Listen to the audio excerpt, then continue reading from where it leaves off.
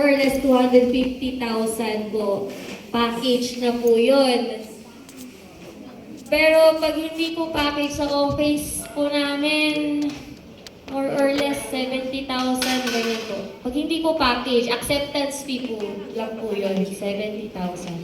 Sa office lang po namin yun, ha, hindi ba?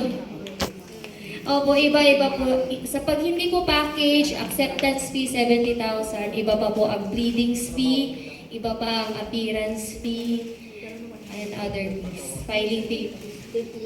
Sa psychologist po kasi hindi na po required ang psychologist pagka nullity cases. Pero